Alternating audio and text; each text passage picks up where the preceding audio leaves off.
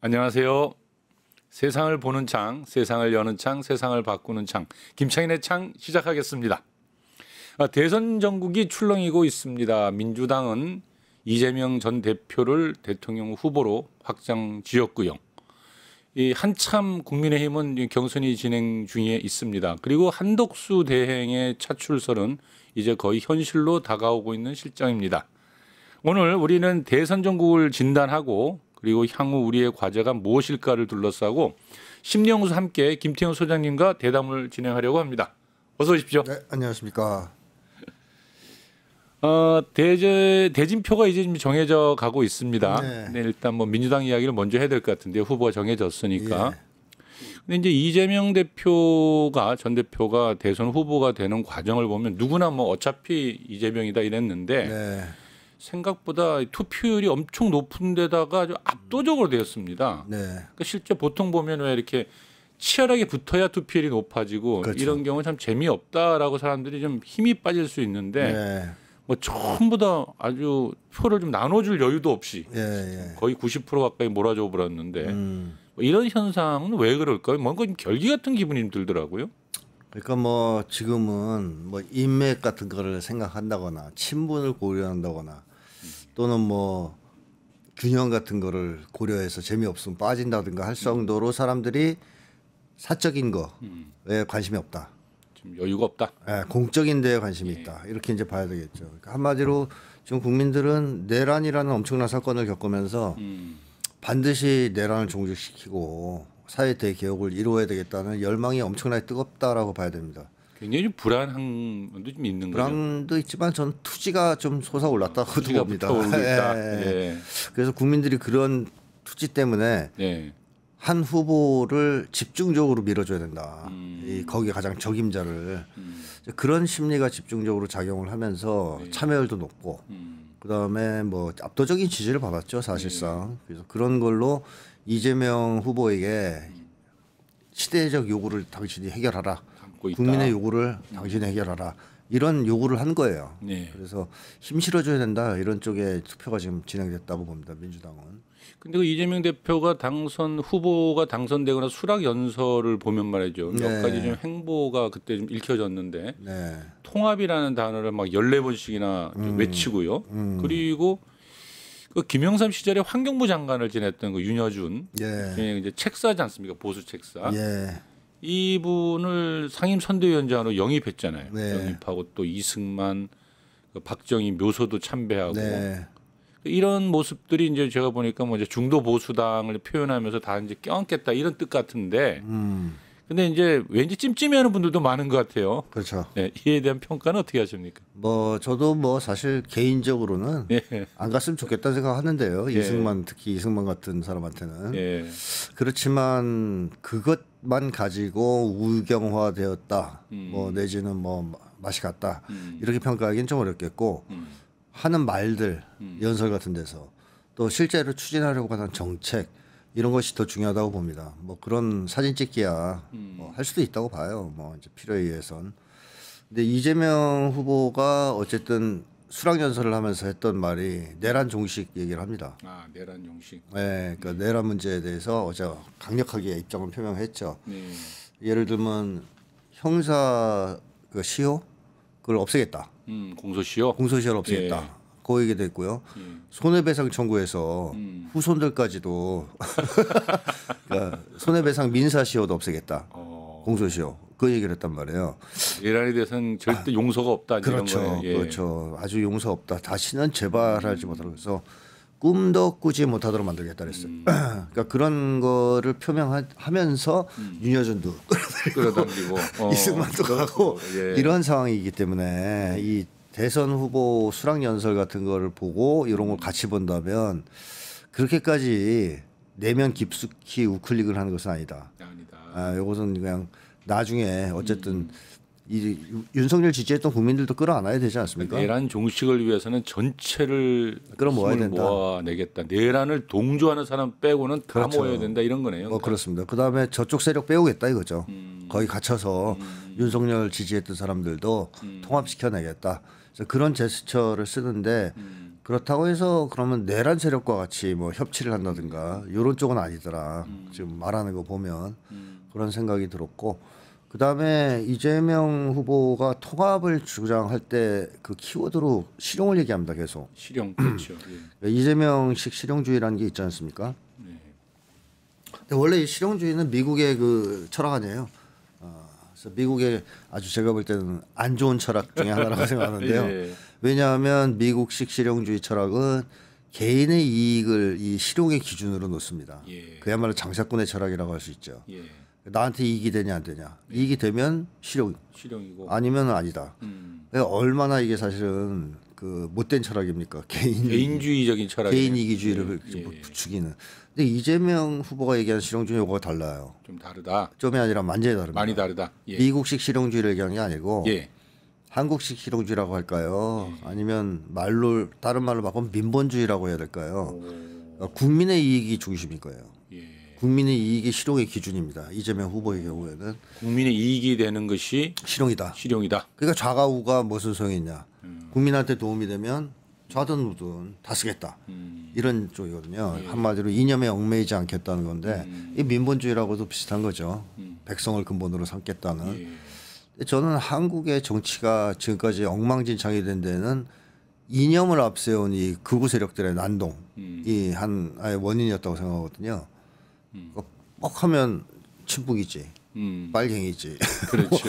종북이지, 반국가 세력이지 이러면서 이념을 갖고 갈랐어요. 예. 그래서 제가 예전에도 한번 어디서 그런 얘기를 한 적이 있는데 이념은 국민을 위해 존재하는 것이지 국민이 이념의 포로가 되거나 노예가 되어서는 안 된다. 근데 윤석열 일당은 국민을 이념의 노예로 만들려고 그랬어요. 그러니까 국민에게 이익이 안 되고 손해가 돼도 자기 이념을 위해서라면 이념을 밀어붙이는 거죠. 국민의 이익이 아니라. 이재명 후보는 반대로 하겠다는 겁니다. 국민한테 도움이 안 되면 그 이념 폐기. 도움이 되면 수용. 좌쪽 우쪽 상관 없어. 이게 굉장히 사실은 진보적인 철학이에요. 어떻게 보면. 이걸로 통합을 하겠다는 겁니다. 그러니까 원칙 없는 통합이랑은 좀 다르죠. 그래서 이걸로 통합을 하면 좋은 점이 여태까지 극우 세력들이 갈라치기로 먹고 살았는 집단이지 않습니까? 네.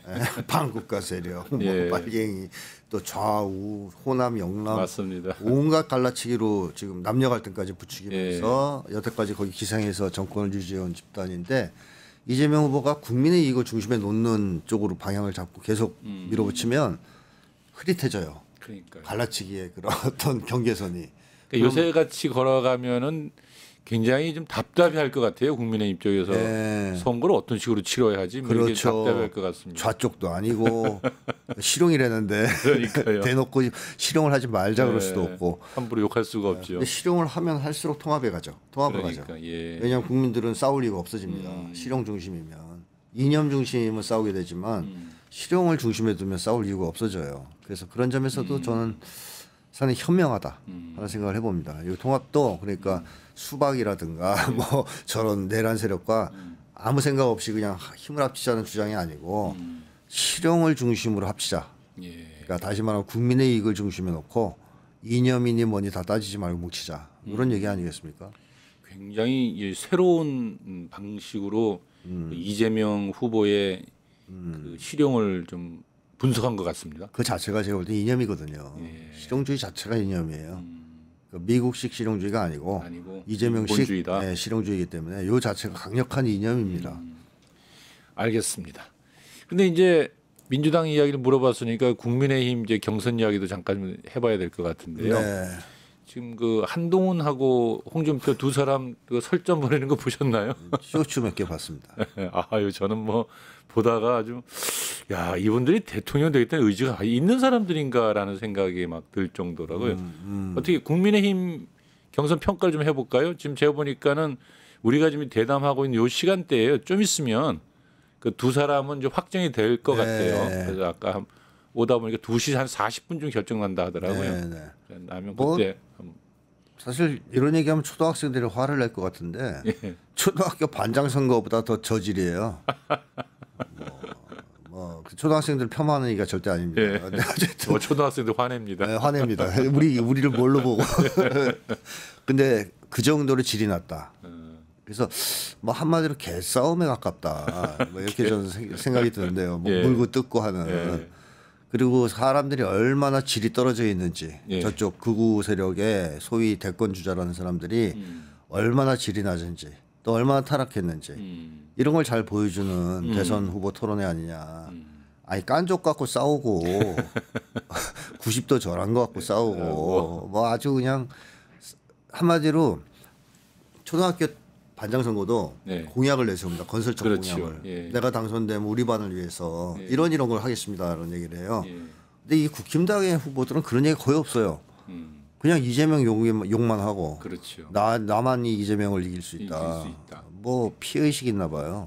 근데 어쨌든 그런 얘기만 떠들면서 미래에 대한 비전은 거의 없고 오로지 상대방 흠집 내기.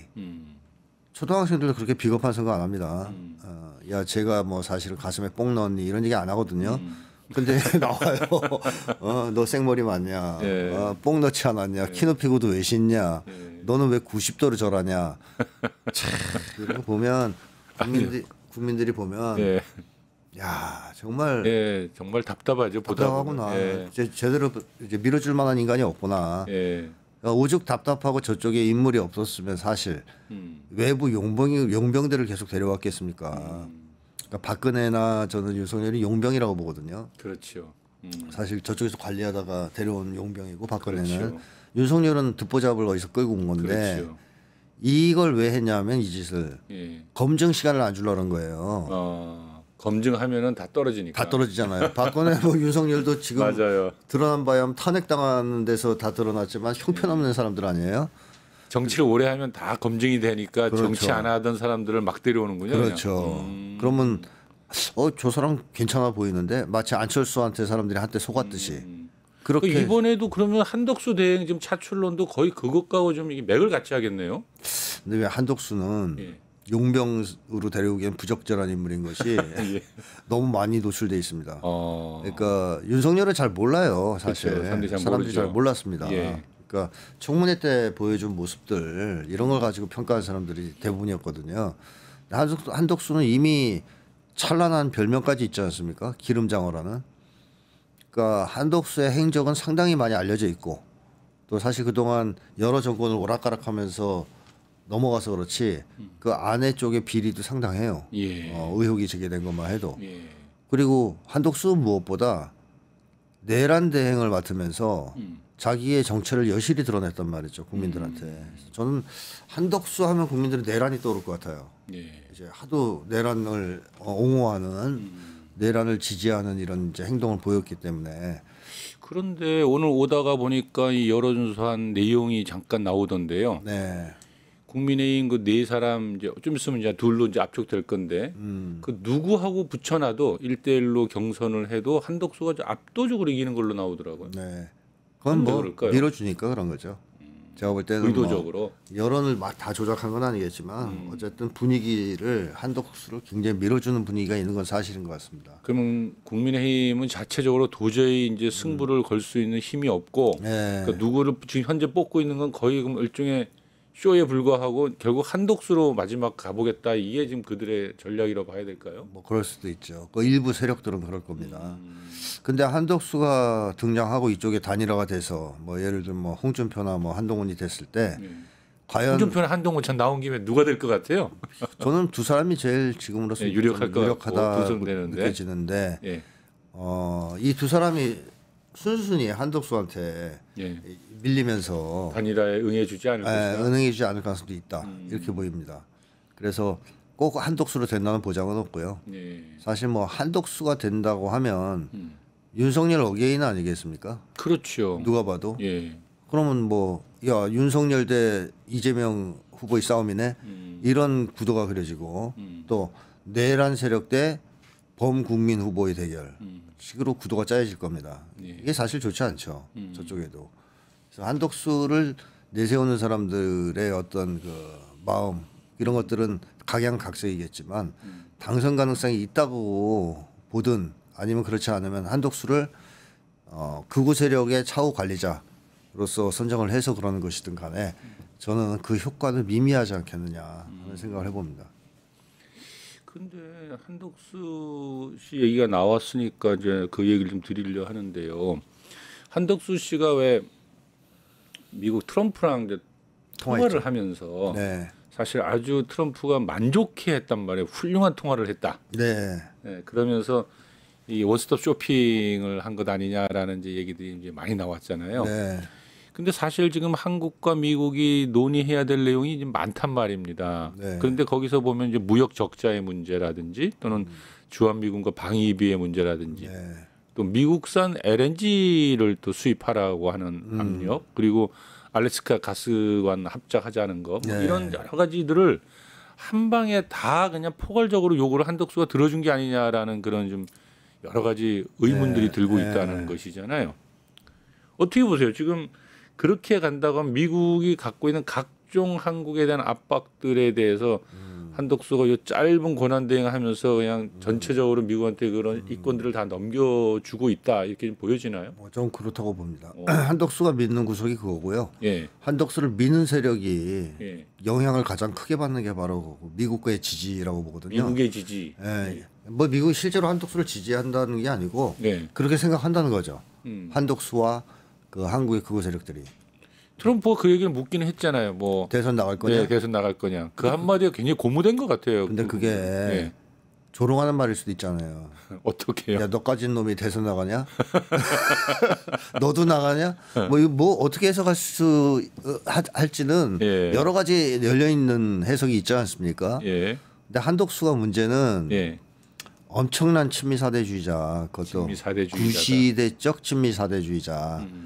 그 장하준 교수가 그런 얘기를 했죠. 밀가루 받아먹던 멘탈리티를 가지고 있는 사람이라고 규정했는데, 그러니까 쉽게 하면 한덕수는 해방 직후 한국이 찢어지게 가난했을 때, 또 뭐 전쟁 이후에 미군이 들어와서 한국을 완전히 지배하면서 뭐 밀가루 주고, 그 다음에 초콜릿 던져주고, 막 헬로 양키 초콜릿, 김비 초콜릿 이러면 초콜릿 던져주고. 그 시절에 이 대비관이 형성된 사람 같아요. 맞아요. 그런 말을 하긴 했어요. 한덕수가. 예. 왜냐하면 우리의 산업력, 금융발전, 문화와 성장 뭐 모든 게 미국 덕이에요. 미국의 도움 덕분이다. 뭐 이런 말을 했죠. 파이낸셜 타임즈하고 예. 인터뷰하면서 그 인터뷰하면서, 예. 계속 이렇게 심한 얘기를 했는지 모르겠는데 하여튼 말도 안 되는 그런 헛소리를 했죠. 예. 우리 국민들이 피땀 흘려 이룩한 성취죠. 미국이 일부 도움을 줬다 하더라도. 근데 한덕수는 아니에요. 미국 덕분이에요 다. 그러니까 미국은 그야말로 한덕수의 신이요 신. 신. 그래서 한덕수의 병이 뭐냐 하면 미국 사람 보면 흥분하는 병이 있습니다. 흥분해서 영어가 나와요. 막 영어가 절로 나와요. 절로 영어가 나오는 병이 있어요. 근데 저희가 저번에 말씀드렸는지 모르는데 이태원 그때 예. 기자회견이 그 사건이거든요. 예. 이태원 참사 직후에 외신 기자회견이 열렸었는데 예. 미국 기자들 서방 기자들이 있으니까 예. 한덕수가 흥분한 겁니다. 업돼가지고 영어를 막 떠든 거예요. 그러다 영어 농담 던지고 그래서 웃고 떠든 거거든요. 그걸 가지고 이제 한국에서는 한덕수가 뭐 공감 능력이 없네 뭐 어쩌고 했는데 그 순간 한덕수는 다 잊어버리고 그 흥분 상태에서 거의 이제 도취 상태에 들어가서 마약 먹은 상태라고 보시면 되겠죠. 그래서 거기서 이제 그 외신 기자들한테 잘 보이려고 검은 머리 미국이란 말이 여기서 나온 그렇습니다. 거군요. 그러니까 트럼프하고 통화하면서 영어를 쓴 거 아니겠어요? 그렇죠. 그러니까 트럼프가 너 영어 잘하네 그러니까 좋아가지고 침 질질 흘리고 그러니까 트럼프의 그 한마디 예. 대선 출마할 거냐? 예. 이거를 한덕수는 자기식대로 해석할 수 있어요. 나오라는 뜻이구나. 트형이 날 밀어준다는 뜻이네. 그 대신 이제 머리 좋으니까 그렇다면 트럼프 형님이 원하시는 거를 내가 갖다 바쳐야 지지를 해주겠구나. 속도를 붙이는 거죠. 그래서 지금 미국과의 협상을 제발 지금 하고 있지만 가만히만 있으라고 다들 얘기하는데도 이렇게 막 서둘러서 협상을 하는 거군요. 열심히 하는 거죠. 그래서 최소한 그걸 바치고 트럼프 쪽의 지지를 받으려고 하는 속셈이 있을 테고 또 하나는 뭐 그걸 어느 정도 대충 타결해 놓고 자세한 내용은 공개 안 하겠죠. 국민들한테 자기가 대미 협상에 성공했다. 됐다. 그리고 미국과의 그 동맹을 공고하게 만들 수 있는 적임자는 바로 나다. 미국이 이재명 후보는 싫어한다. 이런 식으로 하려고 하는 그런 속셈 아니겠느냐. 그럼 결국은 이제 이 모든 것이 자신의 그 이번에 그 대선에 나오겠다고 하는 것과도 많이 좀 맞물려 있을 것 같다는 생각이 듭니다. 네. 저는 제가 볼 때는 지금 보니까 그 비서실장도 그만두고 좀 설이 보니까 파다하던데 이제 5월 1일이냐 2일이냐 이제 출마 선언한다는 것 네, 같던데. 거의 나올 것 같아요. 또 뭐 일설에는 네. 그 한덕수 부인이 무속에 심취해 있는 김건희 이상으로 심취해 있는데 예. 뭐 점을 봤는데 좋은 결과가 나왔을 수도 있고 어, 김건희 쪽에서 강력하게 요구했을 수도 있고 그렇죠. 점을 받겠군요. 뭐 안 봤을 리는 없겠죠. 봤겠죠. 아니 그 김건희 얘기가 나왔으니까 잠깐 김건희 얘기 좀 물어보고 와야 되는데 그 사람의 얘기가 자꾸 좀 나와요. 뭐냐면 그 중에서 제일 지금 아주 좀 이 건진법사 얘기하고 좀 연관이 자꾸 되던데요. 네. 그러니까 건진법사 집을 갖다가 사실상 털었잖아요. 전성배 씨죠. 자기 이름은. 네. 그게 이제 작년 12월에 털었는데 그 집 쌀통에서 1억 6,500만 원인가 현금이 쏟아져 나왔는데 네. 그 중에 이제 한국은행 발권 표시가 돼 있는 그 관봉이라고 하잖아요. 네. 네. 그 돈이 한 5천만 원 뭉치가 포함돼 있고, 근데 그 돈이 사실 발권 날짜를 보니까 윤석열 취임한 지 3일 만이거든요. 그게. 네. 근데 이제 과거에 우리가 왜 그 관봉하면은 이명박 시절에 특활비가 떠오르지 않습니까? 그렇습니다. 그걸로 네. 뭐 난리가 났었는데, 그래서 그게 지금 도대체 누구한테 받은 거냐라고 하는 것이 하나 좀 이제 여러 가지로 수사에서 냄새가 난다 이러는 거고, 또 하나는 네. 그 다이아몬드. 통일교에서 다이아몬드 그 목걸이를 김건희 갖다 주라고 줬는데 자기는 안 갖다 주고 잃어버렸다 좀 이러고 있잖아요. 네. 네. 아니 이제 부패 스멜이 슬슬 일어나는 것 같은데 네, 어떻습니까? 뭐 사실 윤석열이 몰락하고 있기 때문에 네. 뭐 김건희의 비리 네. 또 윤석열의 비리 이런 것이 점점 수면으로 올라올 수밖에 없는 상황 아닌가 싶습니다. 검찰들도 더 이상 덮어두긴 좀 어려운 상황일 테고요. 그렇죠. 정권이 교체되면 뭐 더 많이 이제 터져 나오겠죠. 그래서 이건 전 빙산의 일각 아니냐 이런 생각이 들어요. 사실. 일각이다. 예. 그리고 윤석열이 참 성실하긴 하다는 생각이 듭니다.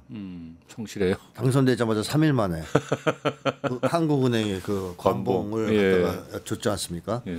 근데 그게 저도 뭐 좀 기사를 보고 그러니까 개인한테 갈 수 없는 그렇다고 거라고 해요. 하던데. 한국은행이 절대로 개인한테 주지 않는. 예. 그렇다면 뭐 정부 기관에 줬거나 뭐 은행에 준 건데 그게 바로 건진법사한테 들어간 거 아니에요. 예. 그런 거 보면 참 윤석열이가 일을 열심히 한다. 물론 이제 그 일이라는 것은 부정부패와 비리 뭐 이런 거죠. 국가 일이 아니죠. 근데 알차게 시작부터 알차게 진심을 가지고 네, 챙겨 먹고 예. 또 챙겨주고 예. 이런 짓을 했구나 하는 생각이 들고 그 목걸이도 뭐 김건희가 차고 나간 목걸이란 설이 있습니다 지금. 그러니까요. 예, 그렇다면 뭐 잃어버렸는데 김건희가 주웠든지 아니면 잃어버린 줄 알았더니 사실은 김건희가 훔쳐갔다든가 예. 뭐 이렇게밖에 안 되는 건데요. 예. 뭐 그런 것은 저는 그야말로 빙산의 일각일 것이다. 거대한 것들이 더 있을 것이다 이렇게 보고 있습니다. 그러니까요. 이래저래 김건희에 대한 범죄에 대한 여러 가지 이야기가 나오고 있고 또 뭐 다시 또 주가 조작 또 재수사한다라는 말도 네. 나오고 있던데요. 이 김건희의 다양한 범죄 행위, 그의 미래를 어떻게 보세요? 앞으로 이제 정권이 바뀌면 수사가 이제 제대로 이루어진다고 본단 말이죠. 네, 제대로 되겠죠. 예. 정권이 바뀌면. 김건희라는 사람 자체가 예. 그 마피아 집안의 사람이라고 해도 과언이 아니거든요. 범죄 마피아 집안이다. 그 집안 자체가 범죄자 집안이에요. 예. 어머니 최은순 예. 뭐 이런 게 저는 걸릴 게 없다고 생각하는 게 실형을 받았어요. 최은순은 이미 윤석열이 그렇게 사실은 보호해주고 해줬지만 실형이 나왔습니다. 뭐 그것도 다 혐의 일부만 지금 나온 거죠. 예. 근데 어쨌든 그 어머니 자체가 굉장히 심각한 범죄를 저질러 왔던 사람이고 나쁜 짓을 많이 했던 사람들이고 부정한 방법으로 돈을 벌어온 집안이에요. 그러니까 이 김건희가 혼자 돌출적으로 일탈 행동을 한 게 아니라 예. 집안 자체가 범죄 집안이라는 겁니다. 이런 집안들이 좀 있어요. 집안 전체가 손을 잡고 범죄를 네, 손에 손을 잡고 은행 털 때 누구는 총 들고 누구는 망 봐주고 누구는 전기 끊고 영화에만 나오는 장면 같더니 그게 아닌가 보죠. 있어요. 그런 집안들이 자식들을 어릴 때부터 그렇게 키운 거예요. 범죄에 끌어들여서. 범죄 집안으로. 네. 그래서 김건희를 어릴 때부터 예. 그런 쪽으로 키우면서 특공대로 나중에 조련을 했다 이렇게 이제 봐야 되는데 사실 김건희가 그 어머니한테 굉장히 많이 비난을 듣고 자랐다는 얘기가 있습니다. 못생겼다. 못생겼다고. 어디다 써먹냐 너 같은 거를. 예. 뭐 이런 식으로 해서 김건희가 어머니의 사랑을 받기 위해서 예. 진짜 뼈도 깎는 노력을 한 거죠. 어. 예, 깎고 뼈도. 많이 깎았군요. 예, 엄청 깎고 노력하고 엄마가 가르쳐준 기술 다 전수 받고 그래서 어머니가 시키는 일 열심히 하고 이러면서 쉽게 하면 아이들에게 줄 수 있는 그 부모의 강력한 아이들을 향한 무기가 있지 않습니까? 사랑이라는 이걸 이용해서 이 어머니가 자식을 범죄자로 키운 거예요. 특공대로. 그래서 키워서 얘를 통해서 누구를 포획할까 하다 걸려든 게 윤석열. 윤석열이 포획된 거예요. 포획당한 거죠. 자, 그래서 윤석열 잡아왔어. 검찰총장 될 것 같아서 잡은 건데 이게 웬일이냐? 대통령까지 될 것 같네. 그러면 뭐 우리도 판을 좀 크게 벌려봐야 되겠네. 그래서 저는 윤석열이 대통령 된 뒤에 이 집안이 본격적으로 이 집안도 뭐 단순한 집안만이 아니고 조나무긴이 뭐니 연관된 거대한 범죄 조직과 연관이 있을 가능성이 있어요. 이건 나중에 조사를 해봐야 되겠지만. 해봐야죠. 그런 자리에서 그야말로 봉 잡은 거예요. 그 옛날 홍콩 영화 같은 거 보면 범죄 조직에서 검사나 경찰 만들잖아요. 그러죠, 그러죠. 그거에서 이제 지원도 하고 범죄 좀 용이하게 하려고 그 수준을 넘어서서 대통령이 나온 거 아닙니까? 그 조직에서. 그러면 얼마나 해먹으려고 했겠습니까? 그랬겠죠. 엄청나게 해먹었을 거라고 저는 보고요. 예. 그렇게 해먹은 것 중에서 조금씩 터져나오기 시작하니까 영구 집권 안 할 수가 없는 거죠. 왜냐하면 정권이 바뀌면 다 감옥 가니까 싹. 그래서 개헌까지 때린 거예요. 그래서 계엄까지 때리면서 그 범죄를 감추고 또 범죄를 계속하려고 했군요. 그렇죠. 다이아 목걸이 계속 받아야 되지 않습니까? 그러면 그 계엄을 한 이유가 아주 정확하게 밝혀지고 있는 거네요. 저는 김건희한테 포획당하면서 윤석열의 인생은 끝난 거예요. 끝난 제가 볼 것이다. 때는 끝났다. 그때부터. 근데 윤석열 전 대통령이 입만 열면 카르텔 뭐 이런 이야기를 참 좋은데 보니까 이게 범죄 카르텔 아닙니까 이게? 그 바로. 아내 쪽의 집안이 카르텔이죠. 네, 그러니까요. 그 얘기를 했던 거군요. 그러니까 무의식적으로 자기 집안 얘기를 했다고도 볼 수 있는 거예요. 예. 카르텔에 이를 갈잖아요. 네.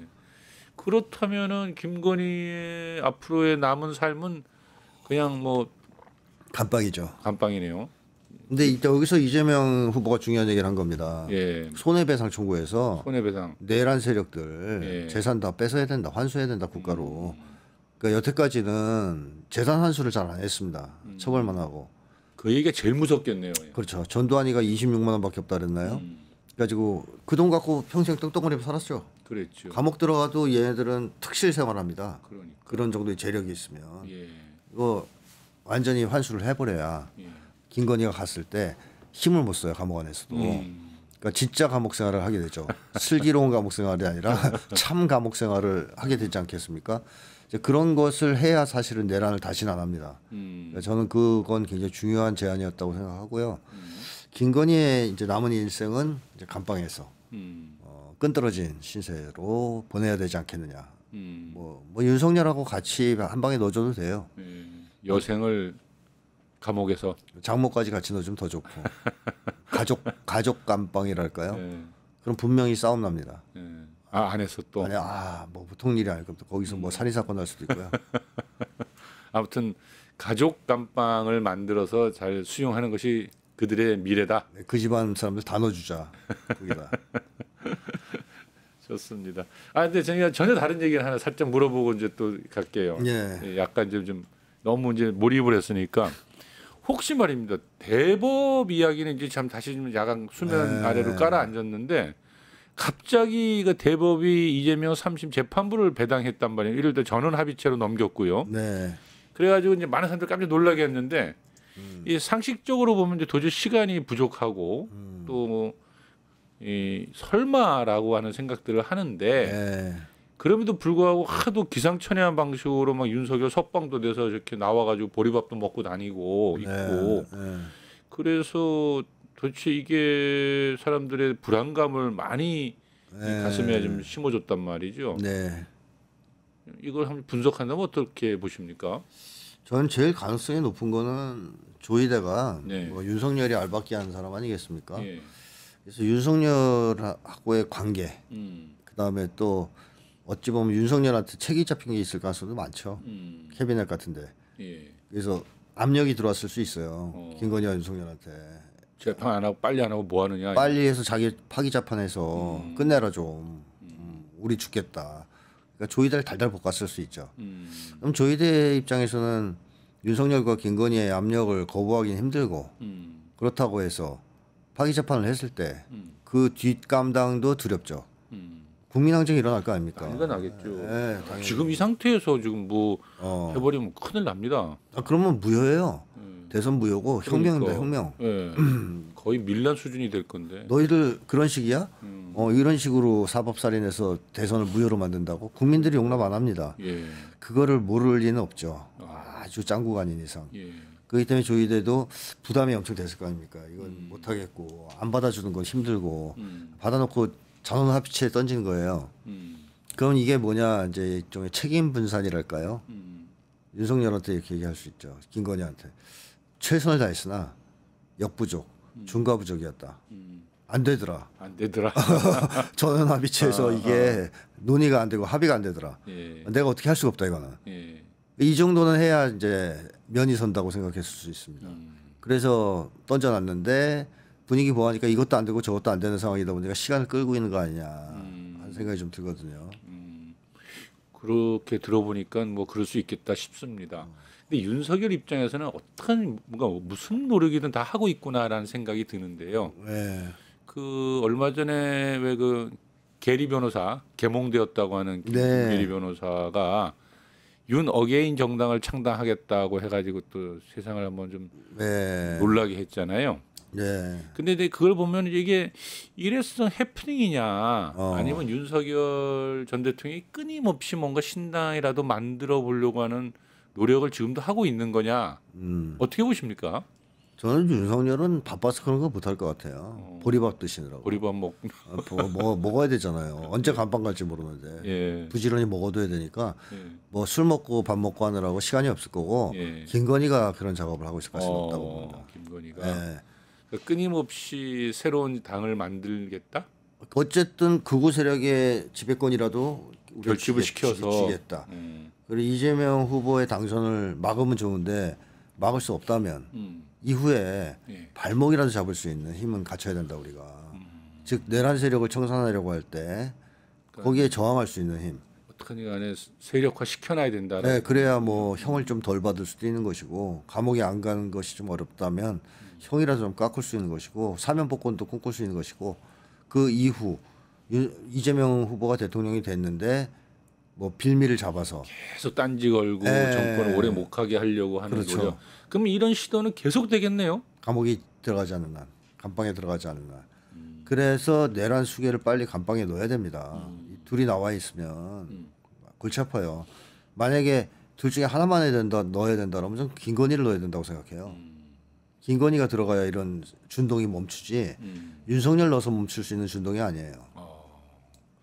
그러니까 아까 얘기한 거하고 맥이 같이 되네요. 그러니까 이 마피아 범죄 집단이 김건희 집안이 네. 윤석열을 포획하여 일으킨 여러 가지 범죄 행위이므로 네. 윤석열을 파면하고 감옥 보낸다고 해결되는 것이 아니고 그렇죠. 그 범죄 집단을 통으로 드러내야 됩니다. 드러내서 감옥을 보내야 이게 이제 일단락을 본다라고 하는 게 우리 제 의견. 김태형 선생님의 전체적인 이제 그림이네요. 일단은 김건희부터 넣어야 된다. 김건희부터 넣어야 된다. 내란을 중지시키려면. 알겠습니다. 아주 그 오늘 중요한 결론으로 빨리 윤석열보다 김건희를 빨리 체포하라. 네. 넣어놓겠습니다. 그 오늘 이제 국내 이야기만 쭉 하고 있었는데 좀 국제적인 이야기를 좀 해봐야겠다 싶어요. 왜냐하면 선생님은 그 동안에 여러 곳에서의 그 정치 담론들이 국내 정치에만 머물러 있는 것이 아니고 또 상당히 국제 정치에 대한 또 해박한 또 지식을 갖고 계시잖아요. 그래서 제가 오늘 한번 그것도 좀 여쭤보고 싶은데 그 이런 게 있어요. 얼마 전에 그 러시아 그 세르게이 쇼이구 국가안보회의 서기가 이런 얘기를 했거든요. 지금 아시아 태평양 지역이 끊임없이 군사화되고 있고 그리고 이제 대만 주변이 의도적으로 좀 이제 정세가 격화되고 한반도 안에서는 계속 도발적인 행동이 벌어지고 있다.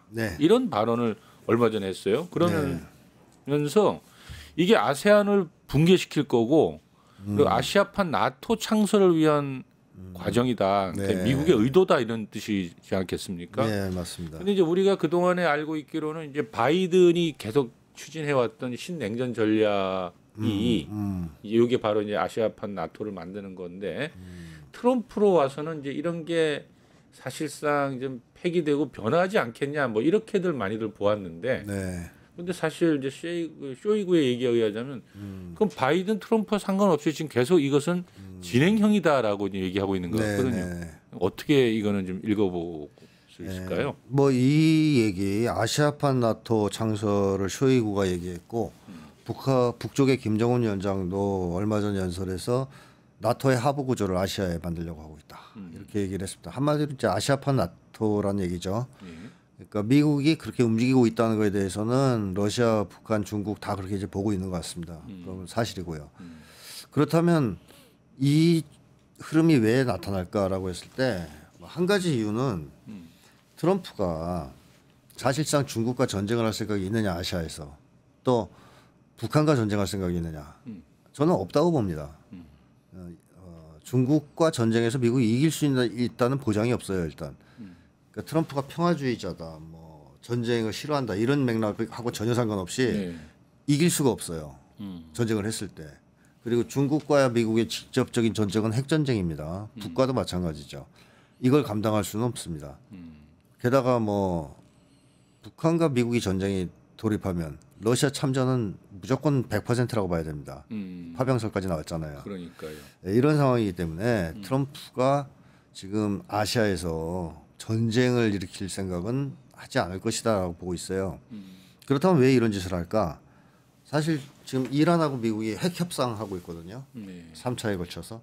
근데 그 직전에 무슨 일이 벌어졌느냐를 보면 이란을 공격할 듯이 엄청나게 그렇죠. 허세를 부렸습니다. 그렇죠. 그러니까 이란 근처에 있는 군사기지에 B-1B 같은 전략 폭격기들 막 갖다 놓고 내일이라도 당장 이란을 공격할 듯이 허풍을 쳤잖아요. 그랬죠. 근데 그 목적이 뭐였느냐가 드러난 거죠. 협상하려고. 그러니까 이란이 전혀 안 무서워합니다. 덤벼봐. 우리 미사일 많아. 그럼 미국도 알아요. 그러니까 그렇게 분위기를 고조시킨 뒤 이란과 지금 협상에 들어갔지 않습니까? 그러니까 이게 저는 아시아에서도 되풀이될 가능성이 매우 높다고 봐요. 아시아 쪽에서도. 그러니까 트럼프가 진짜로 전쟁을 일으키려고 하기보다는 그러한 어떤 협상을에서의 우위를 차지하기 위한 강공수를 쓰는 거 아니냐 하는 생각을 해볼 수 있고요. 예. 그래서 북쪽에서 이 미국의 이런 행동을 가지고 뭐라고 평가했냐면 허세성 군사 시위라고 이렇게 표현을 합니다. 북쪽에서. 허세성 군사 시위. 안다는 거죠. 허세 부리는 거. 너희들 어차피 전쟁 못 하잖아. 왜 허세 떨어? 근데 그렇게 표현했어요. 그것도 뭐랄까 한계가 있다는 거죠. 니네가 아무리 허세를 부리는 거라도 우리가 참을 수 없는 인계점을 돌파하면 대응하지 않을 수 없다. 그러니까 봐줄 수가 없다. 허세라 그래서 이런 이제 식의 얘기를 북에서 하거든요. 이제 그런 걸 봤을 때 1차적으로는 트럼프의 협상을 위한 어떤 분위기 고조 전략이 하나가 있을 수 있고 또 한 가지는 트럼프가 군부 쪽을 완전히 장악을 못했습니다 지금. 아 그렇겠죠. 네, 예. 네. 지금 CIA 쪽은 날려버렸습니다. 싹 거의 날려서 뭐 USAID, 뭐 NED, 뭐 VOA 다 쳤거든요. 예. CIA 전 직원 조기 퇴직시키고. 그러니까 CIA 쪽은 장악한 게 거의 확실한데 군부를 장악을 못했어요. 그래서 몇 명 날리고 자기 사람을 신긴 했지만 아직까지 군부는 네오콘들이 거의 잡고 있습니다. 그러니까 이 아시아 쪽의 이 네오콘 세력들은 그대로 건재하고 있다고 보면 상관 틀림없죠. 네. 그래서 주한미군 사령관이라든가 뭐 이런 것도 트럼프가 지금 완전히 장악하고 있다는 얘기는 좀 안 들리거든요. 네. 그런 상황에서 이쪽은 관성대로 계속 고조를 시키는 거죠. 예. 바이든 때 했던 대로. 근데 트럼프가 그걸 지켜보는 거예요. 그냥 냅두는 거죠. 어차피 내가 전쟁할 건 아니고 예. 너희들이 그렇게 분위기 고조시켜서 전쟁 위기가 생기면 내가 짠 하고 나셔서 협상을 좀 해버리라. 예. 놔둘 수 있습니다. 그냥. 그러니까 미국의 군부가 지금 불을 지피고 예. 있다 이렇게 보시는군요.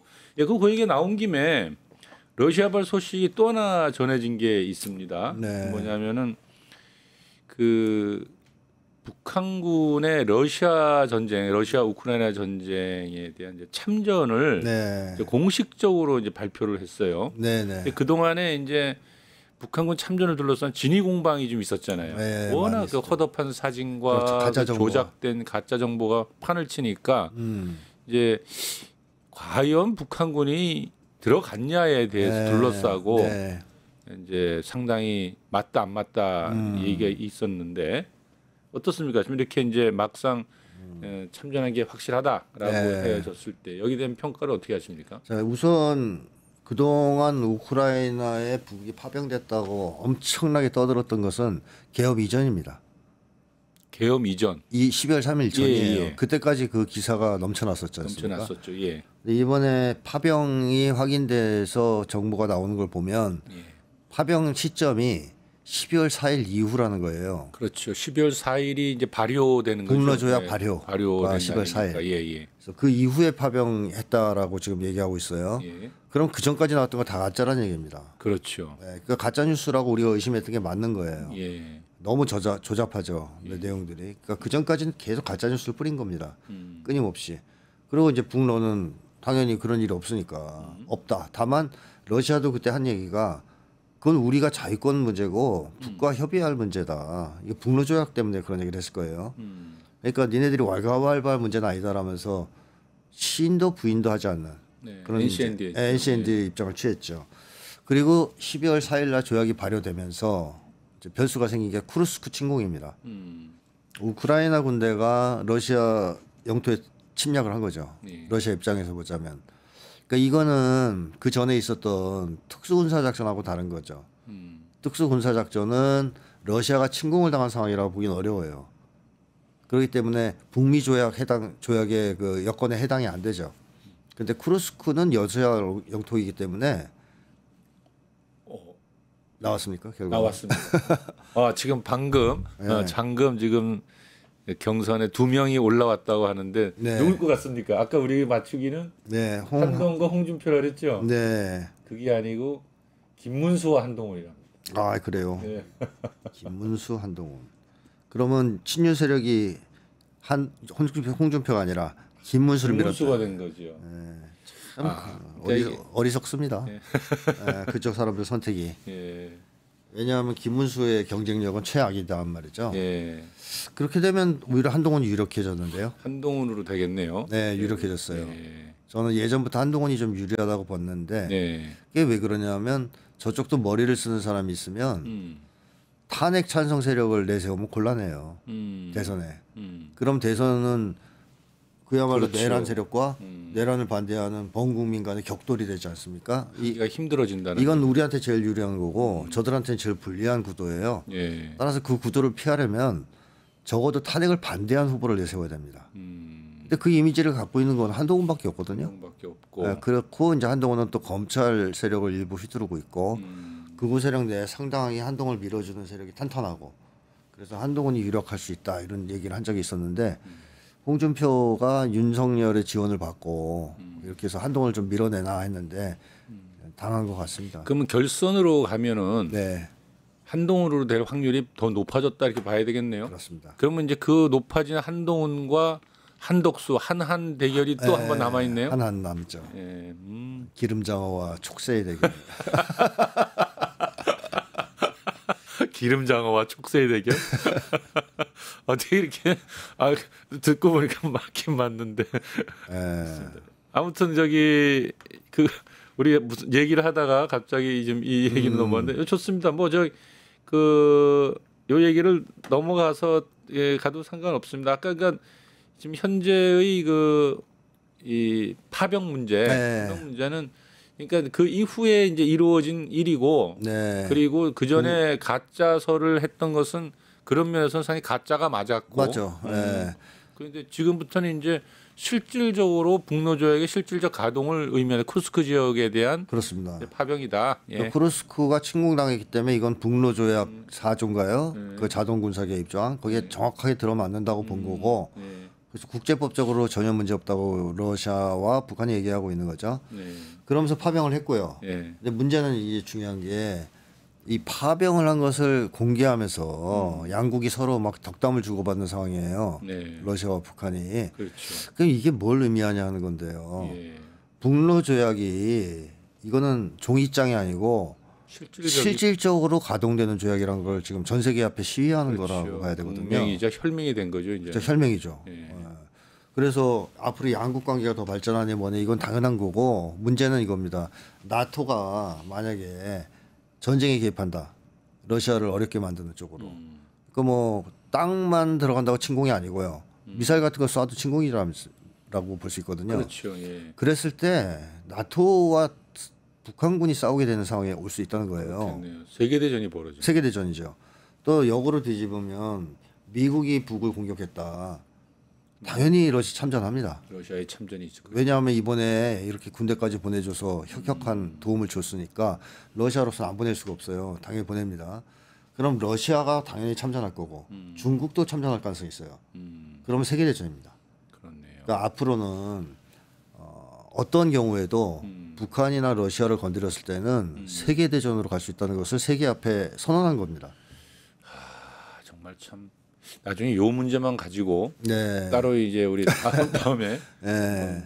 진짜 깊이 한번 토론을 해봐야 될 문제 같습니다. 네. 그러니까 이제 그만큼 앞으로의 국제 문제에 있어서는 네. 러시아가 북한과 러시아 공동 대응하겠다. 네. 한마디로 러시아 건드리면 우리하고도 싸울 생각해라. 판이 바뀌었다 이렇게 봐야 그렇죠. 되겠네요. 이제 거꾸로 북을 건드려 러시아 우리하고도 전쟁해야 돼. 아무도 못 건드리겠네. 우리 건드리지 마. 그렇죠. 너희들 다 죽어. 뭐 거의 그런 얘기를 하는 것이고. 지금 다행스럽게 윤석열은 날라갔지만 틈만 나면 북을 주적으로 해서 그냥 뭐 네. 타격하 선제 타격하자 이런 소리를 자주 했잖아요. 윤석열. 이제 뭐 그 타격하면 러시아한테도 맞을 생각해야 됩니다. 굉장히 위험한 발언을 갖다가 그렇죠. 막 내뱉는 네, 네. 그런데도 불구하고 이 국민의힘 후보들이 한동훈도 아마 비슷한 이제 주장하고 김문수 주장하는 걸로 알고 있는데 핵무기 보유에 대한 견해를 아주 그냥 치열하게 펼치는 것 같더라고요. 그러니까 뭐 나토식 핵 공유니 이런 표현도 나오고 전술핵 재배치를 하자라는 말도 나오고. 네.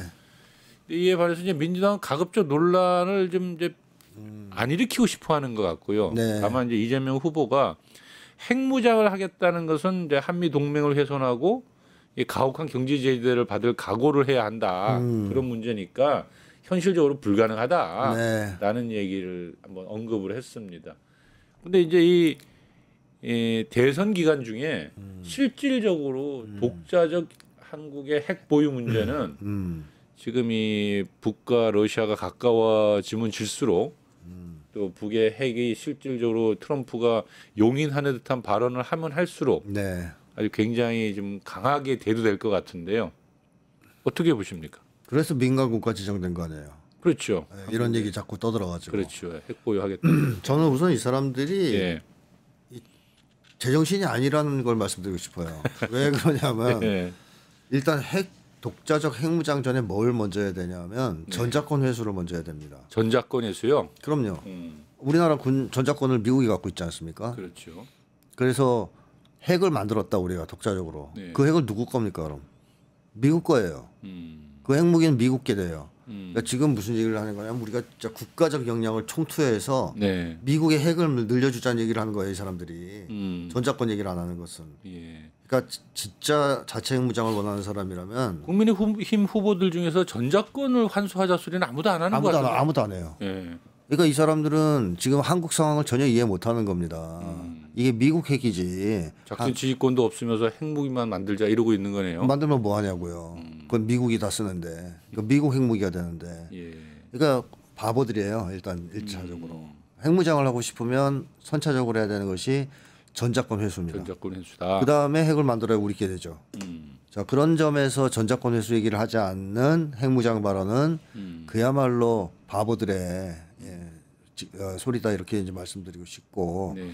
그래서 이재명 후보도 아마 그런 얘기를 나중에 하게 되지 않을까 싶고요. 네. 야, 너희들 머리가 제대로 이제 뇌가 있냐 뭐 이런 얘기를 하실 것 같아요. 어떻게 그런 말도 안 되는 소리를 하냐. 두 번째는 설사 그 문제를 빼고 본다 하더라도 이재명 후보 말이 맞습니다. 한미 동맹을 훼손시킨다 그랬잖아요. 예. 미국이 핵 보유를 인정하지 않을 거라는 거죠. 절대 동의하지 않겠죠. 네, 한국의 핵 보유를 인정하지 않을 거라는 겁니다. 그러니까 왜 그걸 인정할 수가 없느냐 미국 입장에서는 NPT 체제가 다 무너지는 거예요. NPT 체제가 다 무너지는데 그래서 북을 그렇게 싫어했던 거 아니에요. 예. 그걸 깼기 때문에. 그러면 이게 무너지면 한국만 핵무장하는 게 아닙니다. 핵 도미노가 일어난다. 일본도 하고 대만도 하고 뭐 어느 정도 경제력이 있고 기술 있는 나라는 다 하려고 할 거예요. 그리고 명분이 없어요. 한국을 허용해 주면. 그러면 NPT 체제는 다 깨지는 거고요. NPT 체제가 깨지면 미국을 무서워할 나라가 아무도 없죠. 그렇죠. 테러 조직도 핵 하나로 미국을 치는 영화 맨날 나오지 않습니까? 그렇죠. 예, 그러니까 미국 입장에서는 악몽이에요. 그런 상황은. 그러니까 이걸 인정해 주기란 매우 어렵다. 그래서 미국이 핵 보유를 허용해 줄 가능성은 거의 없거든요. 없다. 네. 근데도 불구하고 만약에 핵 보유를 강행한다. 그런 경우에는 가혹한 국제적 제재를 각오해야 되겠죠. 이재명 후보의 말이 맞습니다. 북쪽이 고난의 행군을 겪어야 됐던 이유 중에 하나가 가혹한 경제 제재였습니다. 그랬죠. 그 당시에. 그러니까 그걸 우리도 고난의 행군 이상을 겪어야 될 수도 있는 거예요. 그렇죠. 엄청나게 힘든 시기를. 국제적 제재가 들어올 테니까. 우리 같이 통상 국가가 경제 제재 받으면 이건 경제가 바로 무너질 텐데. 맞습니다. 예. 북과는 또 내성이 다르죠. 그런 점에서는. 그래서 사실 이 경제 제재만이 아니고 러시아, 중국, 북한이 핵 보유국이잖아요. 예. 한국이 핵 보유하겠다라면 그래 뭐 너희들도 뭐 가져야지 이렇게 나오진 않을 거 아닙니까? 예. 가만 안 둘라 그럴 거예요. 굉장히 긴장이 높아지겠죠. 아마 무력을 동원해서라도 저지하려고 할 수도 있어요. 사실 미국도 북의 핵 보유를 무력으로 저지하려고 했어요. 예, 몇 번을 했었죠. 몇 번이나 시도했지만 예. 그게 너무 위험하다고 판단해서 북쪽이 해봐라 붙겠다 이렇게 나오니까 물러선 거지. 사실상 전쟁을 동원해서라도 무력을 동원해서라도 핵 보유를 저지하려고 할 가능성이 높아요. 그러면 한국이 과연 러시아, 중국, 북한이 한국 핵을 저지하기 위해서 무력을 사용할 때 미국한테 우리 좀 도와주세요 하면 미국이 이걸 도와주겠냐 이거예요. 가만히 있지 않겠다. 네. 그러니까 트럼프는 지금까지의 미국 대통령들도 그랬지만 더 철저한 입장이 뭐냐면 트럼프는 한국이 아무리 빌고 뭘 퍼준다 해도 주한미군이 필요 없다고 생각되면 바로 뺄 사람입니다. 이건 아분이 뭐 협박이 아무것도 안 통한다고 보면 돼요. 트럼프는 지가 한국에 더 이상 둘 필요 없으면 바로 뺄 거예요. 거꾸로 우리가 아무리 나가라 해도 트럼프가 한국이 주한미군이 있는 게 좋다고 생각하면 안 뺍니다. 예. 그러니까 트럼프는 동맹의 이익이나 동맹의 의사를 고려하는 사람이 아니에요. 그렇죠. 트럼프에게 하는 그 나라. 동맹이 예. 없어요. 트럼프한테는. 그러니까 이 주한미군 문제나 이 방위 문제도 트럼프의 경우에는 과거의 역대 미국 정권과는 좀 다른 방향에서 우리가 좀 바라봐야 된다. 예. 그러니까 트럼프가 하고자 하면 못 막는다 이렇게 보시면 맞아요. 알겠습니다. 오늘 뭐 이렇게 짧은 시간 동안에 우리가 이 토론하는 가운데에 예. 아까 우리가 처음에 딴 건 다 잘 맞췄는데 김문수가 등장하는 거는 잘 못 맞췄다 네. 그죠? 저도 약간 의외네요. 역시 저쪽은 예. 정광훈화된 당이 맞습니다. 그런 것 같아요, 예, 정말. 너무 수준이 떨어집니다. 김문수는 아예 그냥 생각도 안 했는데 김문수가 올라왔다 하니까 네, 깜짝 놀랐습니다. 이 얘기를 좀 정리를 하려고 하는데 정리하기 전에 이 하나만 좀 더 물어보고 좀 갈게요. 그 왜 서울에 그 작은 중국이라고 불리는 네. 그 광진구의 그 자양동 양꼬치 거리가 있지 않습니까? 네. 거기 얼마 전에 청년들이 가가지고 막 그 구호를 중국 공산당 해체하라, 뭐 시진핑 물러가라, 뭐 이상한 그 구호를 외치면서 반중 데모를 했어요. 네. 그래서 저는 이걸 보면서 일본에서 있던 그 왜 그 혐한 시위 벌이는 구구파들이 막 떠오르던데. 이게 지금 한중 관계가 얼마나 좀 민감합니까? 그러니까 이게 그렇죠. 볼 때 이런 시위를 할 때가 아닌데. 네. 근데 이게 굉장히 한중 간에 이제 국익에도 미칠 수 있는 영향이 크고 그래서 저는 이제 얘기를 정리하려고 하면서 지금 이런 것이 갖는 이제 문제점, 우리한테 미치는 영향이 크고 이거 왜 이러는 거야라는 좀 분석 좀 한번 해주시고 끝낼까 싶습니다. 이 구구 시위대가 태극기를 들고 나오는 시위대 아닙니까? 네. 집회 같은 거 있을 때. 요번에 외칠 땐 윤어게인도 많이 외쳤나 보고. 네. 그러니까 그야말로 극렬한 미국에 대한 추종자들, 예. 사대주의자들이라고 봐야 되는데 미국이 냉전 해체 이후에 예. 특히 바이든 행정부 중간 단계부터 중국을 주적으로 이제 삼아서 적대 정책을 취했죠. 예. 그러니까 미국이 가장 싫어하는 나라는 주적은 1위는 중국이다. 이게 이제 다 알려진 거고요. 트럼프는 러시아 북한과는 화해할 수 있지만 중국은 치겠다. 공식적으로는 그렇게 얘기하고 있어요. 그러니까 이제 적으로 삼고 있다는 거죠. 그러면 이 시위대도 트럼프의 이 사랑을 받아야 되지 않습니까? 트럼프의 사랑을 받는 방법이 뭘까? 트럼프가 싫어하는 예. 중국을 우리가 열심히 까면 형님이 우리를 사랑해 주시지 않을까? 그게 돈을 좀 지원해 주지 않을까? 뭐든지 다 미국이 뒤에 배후에 있구만요. 저는 미국 없이는 한국에서 이런 정도의 강도 높은 협중 또 반중 분위기가 일어나지 않았을 거라고 봅니다. 그리고 미국이 그것을 한국에서만 일으킨 게 아닙니다. 전 세계적으로 일으키고 있나요? 전 세계적으로 일으키고 있죠. 협중 분위기를. 곳곳에서 막 중국인에 대한 테러도 발생하고 네, 테러까지는 아닌데 예. 그게 잘 안 먹히는 것이 예를 들어서 중국이 아프리카도 지금 거의 미국이 나간 자리를 그렇죠. 중국이 차지했어요. 많이 들어갔잖아요. 그러니까 중국을 그렇게 아무리 욕해도 예, 아프리카 나라들이 보기에는 미국보다 훨 낫거든요. 그렇죠. 네, 그러니까 들어오라 그러던 거죠. 그래서 잘 안 먹힙니다. 중국하고 사이좋게 지내야 된다는 분위기가 오히려 많아요. 근데 미국이 중국을 공격했을 때 거기에 가장 열심히 부안해동하면서 설치고 있는 게 한국 구구 세력이에요. 제가 볼 때는 굉장히 어리석은 짓을 하고 있습니다. 우리가 쓰고 있는 많은 물건들 네, 이 중국제가 많고 또 미국인들일수록 또 중국제 많이 쓸 텐데. 많죠. 근데 그렇게 중국을 적으로 돌리고 공격하고 해가지고 이게 되겠어요? 자행이죠. 그러니까. 지금 유럽도 미국이 우크라이나에서 손 떼고 유럽은 니네가 알아서 해 이러자 예, 중국한테 달려가잖아요. 그러니까요. 네, 중국하고 사이좋게 지내려고. 일본도 봅니다. 한국만 뻘짓하고 있어요. 근데 이건 이제 물론 한국의 극우 세력 얘기죠. 뭐 전반적으로 모두 다 그렇다는 게 아니고 저는 장차 많은 얘기가 이제 여기서도 진행이 됐겠지만 한국이 미국만 쫓아가면 저는 망한다고 봐요. 그래요. 예를 들면 자동차를 거의 미국에 대부분 수출하고 있는데요. 예, 그 미국에서 그거 자동차 수출을 막아버리면 우린 끝나는 거 아닙니까? 예. 그럴 때 할 수 있는 방법이 뭐냐? 수출할 수 있는 나라를 다 변화해야죠. 당연한 거 아닙니까?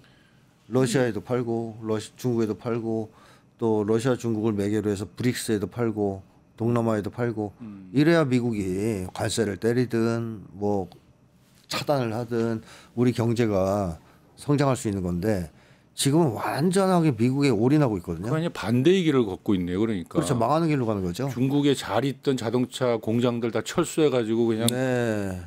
전부 다 몰려가지 않습니까? 현대차 같은 경우 맞습니다. 지금 미국에다 다 투자하겠다고 때려박고 하니까 있죠. 예, 그건 정말로 완전 인생 거꾸로 살고 있다 그죠? 자행이라고 저는 생각합니다. 자행이. 걱정스럽습니다. 향후의 경제는 결국 미국이 주도하지 못할 겁니다. 그러니까 트럼프 스스로가 그걸 거부하고 있고 그래서 예, 참 다른 나라들 예. 특히 브릭스 진영과 저는 관계를 트는 것이 대단히 중요하다고 보거든요. 예. 그러려면 북과의 관계, 러시아 중국과의 관계를 회복해야 됩니다. 오늘 아주 이 여러 가지 이야기를 나눴는데 마지막 결론은 정말 미국 일변도로 따라다니다가는 우리 경제 망한다라는 거고 중국과 러시아의 관계를 회복해야 되고 북과도 좀 평화로운 관계를 회복하기 위해 노력해야 된다라고 하는 것인데 그러다 보니까 그것은 차기 대통령이 되는 사람이 네. 이 풀어야 될 경제 난과 이 국제 꼬여 있는 국제 관계를 전체를 풀어야 되고 윤석열이 엉망진창을 만들어 놓은 것들을 바로 잡아야 되고 내란 세력들을 또 평정해야 되고 네. 정말 할 일이 많은 그렇습니다. 대통령이 될 것 같습니다. 맞습니다. 다행히 또 이재명 후보가 수락연설에서 예. 평화가 곧 경제다. 예. 이렇게 얘기를 하지 않았습니까? 그러니까 이 인식이 있다는 거죠. 예. 알겠습니다. 오늘 아주 거침없이 이 정세를 진단해 주신 김태현 소장님 대단히 감사합니다. 네, 고맙습니다. 함께해 주신 여러분 감사합니다. 세상을 보는 창, 세상을 여는 창, 세상을 바꾸는 창 김창현의 창이었습니다. 수고하셨습니다. 수고하셨습니다.